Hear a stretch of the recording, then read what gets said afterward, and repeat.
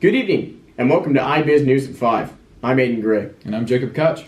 Our top story tonight, Bitcoin. What is it? What does it do? What are the advantages and disadvantages? And why is it all over the international news? To begin, we start with the basics. What is Bitcoin?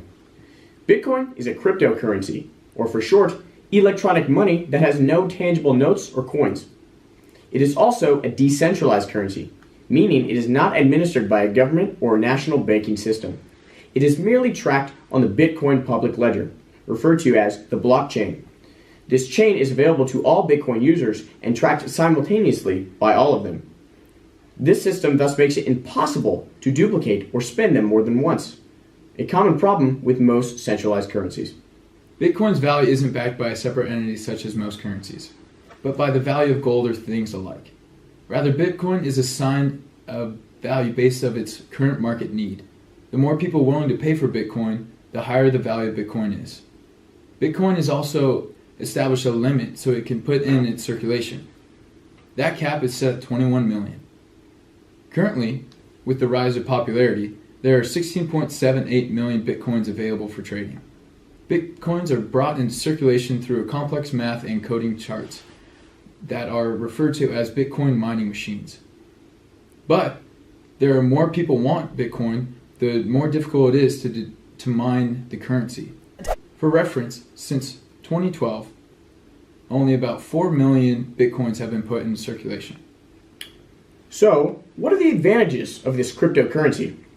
First off, as mentioned previously, Bitcoin is decentralized. This means no government, bank, or other intermediaries can interfere with user transactions. This eliminates the possibility for Bitcoin accounts to be frozen. Secondly, Bitcoin is very accessible. There are about 2.2 billion people with access to the internet that don't also have access to traditional exchange systems. These are the ideal consumers for the cryptocurrency market, i.e. Kenya's M-Pesa system. On the other hand, what are some disadvantages? To begin, there is still so much confusion around the cryptocurrency. So many people are still unaware of the digital currencies that even exist, along with the ins and outs of how to acquire and use the currency itself. In order for this currency to take hold, there needs to be much more education prior to becoming a more widely used form of payment. Also, another barrier for Bitcoin is the risk of the volatility of the currency due to the worth being based on considered desire.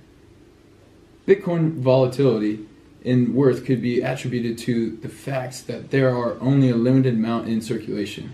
However, amongst international markets, its value will likely settle, and still, the more business across the globe beginning accepting the cryptocurrency. To shine some light on the future of Bitcoin, we compare it to the Greece market crash of 2015. During this time, the Greek government allocated its people with a daily withdrawal limit of 60 euros per day. During this time, Bitcoin value began to rise as the currency was not limited to the controls of a centralized government. Both Greece and China turned over towards this currency because the RMB is dropped in value, and the more people turn to Bitcoin in order to protect their wealth. All in all, Bitcoin has great value, but yet can't be used to purchase a wide variety of items or goods. This is not to say that Bitcoin will never be a currency in the future. If enough people start adopting Bitcoin, then it will undoubtedly be a currency of this future. The technology is incapable of handling high numbers of the transaction per second. It is still in its early stages. Is it currently only a store of value, or is it just a speculative asset? Only time will tell. For all of us here at IBUS News at 5, I'm Aiden Gray. And I'm Jacob Koch. Have a great night, Switzerland.